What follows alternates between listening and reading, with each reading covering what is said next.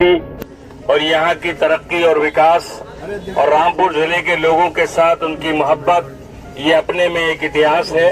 लोकसभा के इस इलेक्शन में उन्होंने अपने एक कार्यकर्ता को मुंतखब किया है, ये जिम्मेदारी देने का फैसला किया है।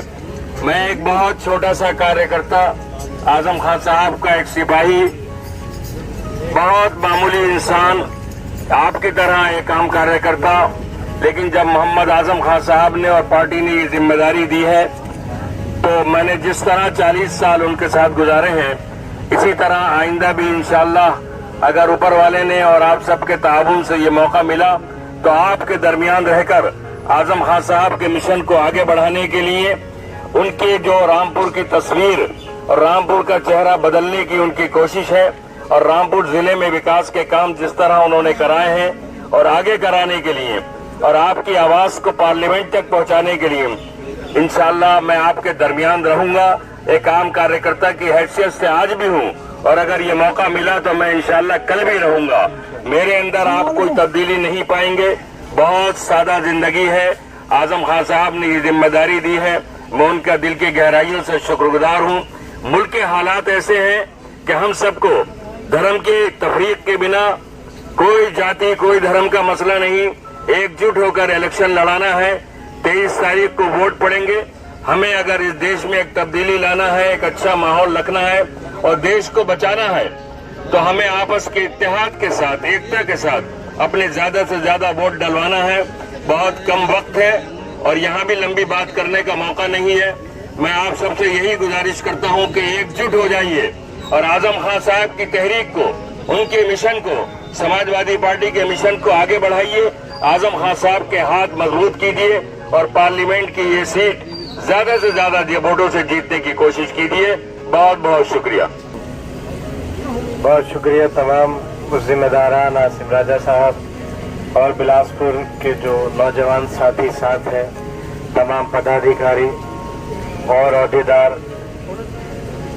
मैं बस एक जुमला कहूँगा क्योंकि बहुत कम वक्त है। बहुत और बिलासपुर के जो नौजवान साथी साथ हैं, तमाम पदाधिकारी और अहदेदार। मैं बस एक जुमला कहूँगा क्योंकि बहुत कम वक्त है, बहुत कम वक्त मिला है और बेहद तपिश है मौसम में। नतीजों के बाद बस आदमी अगर कोई नतीजा ऊंच नीच हो जाती है तो अरे करके रह जाता है और ये बात शायद बिलासपुर के लिए बिल्कुल सही है क्योंकि 307 वोटों के मार्जिन से आप ये सीट हार गए या हरा दिए गए। उसके बाद बस दिल से एक ही आवाज निकली कि अरे कोशिश कीजिए कि 26 जून को जब नतीजे आए तो अरे की आवाज न निकले, बस ये आवाज निकले कि अल्लाह तेरा बहुत बहुत शुक्र एहसान है कि आसिम राजा साहब बहुत वोटों से कामयाब होकर हिंदुस्तान की सबसे बड़ी जो आपकी अदालत है, जो जनता की अदालत है, वहां आपकी और मेरी आवाज उठाने के लिए पहुंचा है। बहुत शुक्रिया। ये अरे, इस अरे को जिंदगी में दोबारा मत आने दीजिएगा। बहुत शुक्रिया। और भी साफ कर दूं, हम सब के लिए कुदरती और तमाम फैसले जो हमारा मालिक करता है हम सब उसे मानते हैं और सियासी फैसले हमारे सरपरस्त की तरह जो आजम खान साहब कहते हैं हम सब वो मानते हैं। और आज आजम खान साहब ने जो फैसला किया है शायद वही सबसे बेहतर और सबसे बेहतरीन फैसला है और किसी को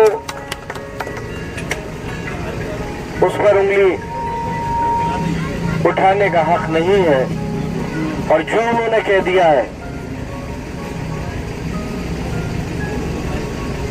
वही आखिरी अल्फाज है। और आसिम राजा साहब, हम सिर्फ आसिम राजा साहब को यह विधायकी के चुनाव में अब्दुल्ला आजम खान को वोट नहीं देते, हम अपना वोट आजम खान साहब के हाथों को मजबूत करने के लिए देते हैं।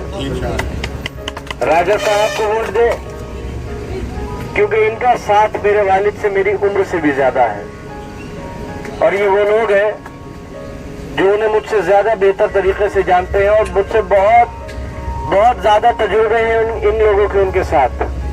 اس لیے میری تمام لوگوں سے یہی گزارش ہے